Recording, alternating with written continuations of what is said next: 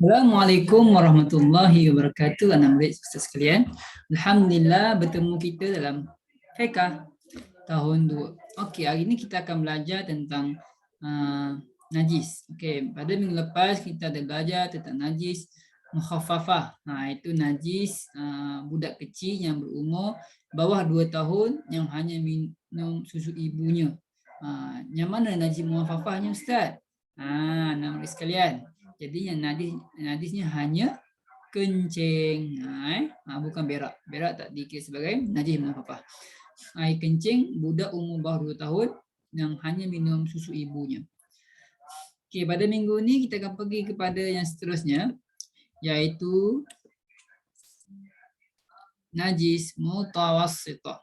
Okey, muka surat 5. Apa itu najis mutawassithah? Okey, kalau najis mutawassithah ialah najis pertengahan.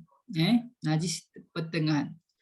Okey, iaitu najis selain daripada najis mukhaffafah dan najis mughallazah.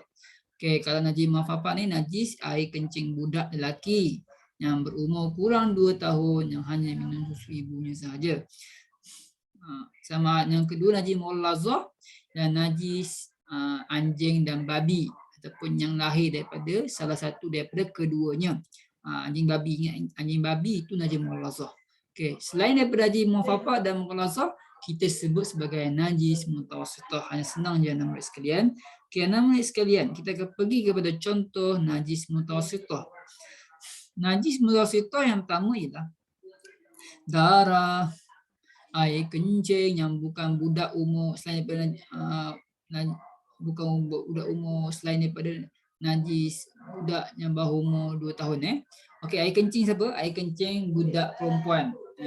Air kencing budak lelaki yang atas 2 tahun, itu bukan najis mukhaffafah. Kalau mukhaffafah, najis budak bawah umur 2 tahun, bawah 1 tahun lebih, setahun. Kalau 2 tahun lebih bukan najis mukhaffafah. Okay, jadi air kencing semua kecuali air kencing budak lelaki yang berumur kurang 2 tahun yang hanya minum susu ibu sahaja. Kalau air kencing lain tu termasuk dalam air kencing mutawassithah. Okey, boleh? Okey. Yang ketiga arak, nanah, bangkai. Air kencing rabbit ni pun air kencing mutawassithah juga. Okey. Okey, kalau air kencing anjing ustaz, itu najis mughallazah. Jadi air kencing selain daripada budak lelaki bawah 2 tahun yang hanya minum susu ibunya dan juga najis anjing dan babi lah. Air kencing anjing pun mughallazah. Okay, kalau mutawassithah ni selain daripada mukhaffafah dan mughallazah. Arak, nanah, bangkai dan sebagainya. Okey, ini antara najis. Okey. Sekarang kita pergi kepada cara basuh. Okey, cara basuh najis mutawassithah muka surat 6. Yang pertama, cara menyucikan najis mutawassithah. Yang pertama, mengenal pasti najis mutawassithah. Ini tai anjing ke, tai kucing ke ni? Okey, tai kucing. Okey, ini tai kucing. Okey, jadi apabila kita tahu ini tai kucing, ini najis apa dia? Mutawassithah. Jadi cara dia menghilangkan najis terlebih dahulu. Kita hilangkan najis tu. Kemudian lepas kita hilangkan najis tu, basuh tempat najis dengan air mutlak.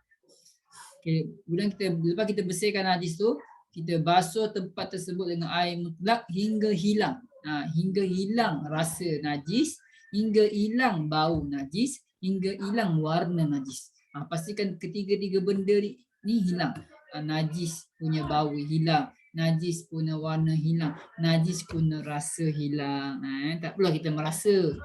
Kalau dah hilang warna, dah hilang bau tu, insya-Allah rasa pun dah hilang juga insya-Allah. Okey, itu saja untuk najis mutawassithah. Okey, sebelum kita selesai, ustaz nak share benda.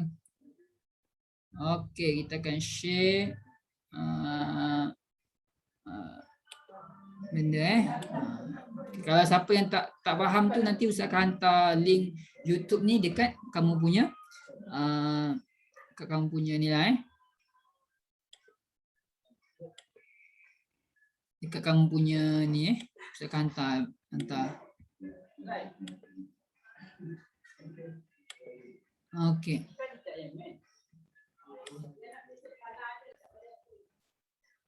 Okey. Okey, selamat menonton. Okey, ini antara cara-cara tadi Ustaz sebut secara bertulis. Ini Ustaz akan sebut secara perbuatan ataupun amali. Tunjuk elok. Satu, okey. Selamat menonton. Alhamdulillah. Okey, hari ini mungkin kamu sekarang ni tengah dengar video.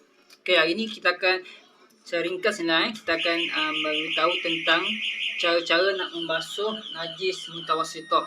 Mesti Ustaz Omar sudah menerangkan maksud najis mutawassithah dan juga cara-caranya secara bertulis dekat buku teks. Okey, hari ini Ustaz akan tunjukkan macam mana kita nak membasuh najis mutawassithah. Yang pertama kamu mesti ada, kita akan buat darah ni sebagai air sirap ni sebagai darah lah, seolah macam tu lah ya. Darah merupakan salah satu dari najis mutawassithah. Okey.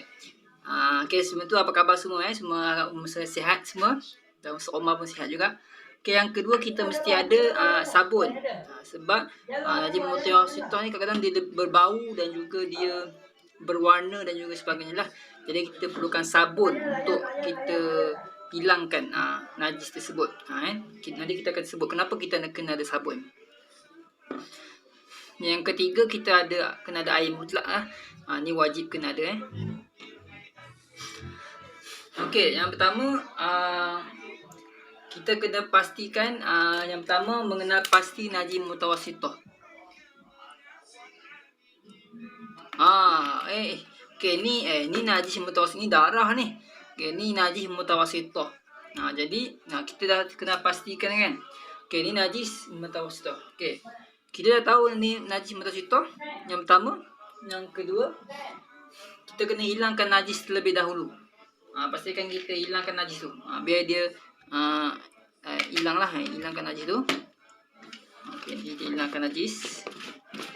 Ni kalau air sirap ni dia kena basuh elok sikit sebab dia kena banyak air sikit baru hilang darah tu.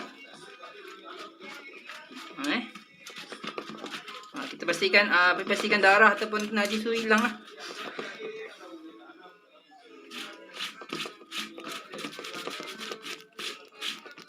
Okey, ni kita pastikan apa tu? Najis mutawassithah hilang.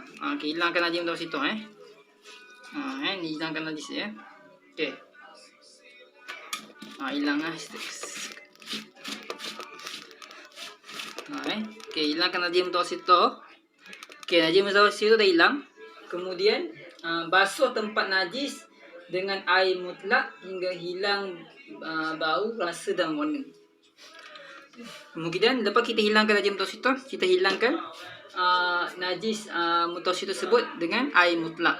Okey, kalau najis tu bau sangat, busuk, nak hilangkan bau kan kita kena hilangkan najis tu dengan bau kena hilang, rasa kena hilang dan warna. Kita letak sabun. Kat sabun ni dia lebih mudah sikit nak hilangkan benda-benda kotor ni. Jadi di sini kita guna sabun. Jadi sabun ni berwarna-warni kan. Sabun ni digunakan untuk apa? Untuk menghilangkan bau dan warna bau, warna dan rasa najis tersebut.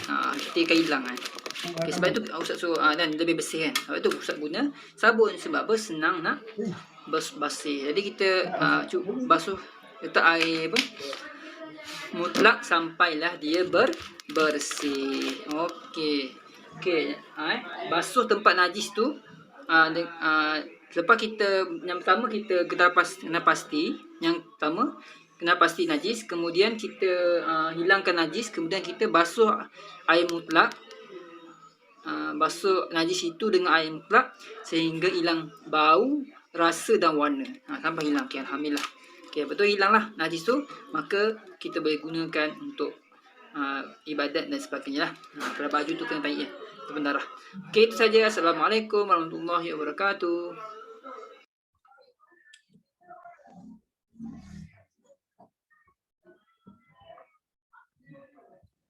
Okey, alhamdulillah. Kita selesai. A simple question. or a tough Okey, one? ada. It's a question for our children. One. Okey, kita selesai. Okey, ada gangguan sikit. It's a question of love. Mana boleh ni? And for our loved ones. It's a question. Okey, alhamdulillah. Okey, jadi kita selesai tentang najis mutawassithah kan. Okey, jadi kita selesailah tentang ni. Okey, macam mana? Faham tak anak murid sekalian? Okey, itu adalah contoh-contoh tentang cara nak basuh najis mutawassithah. Okey, semoga bermanfaat. Okey, itu saja insya-Allah kelas kita pada hari ini.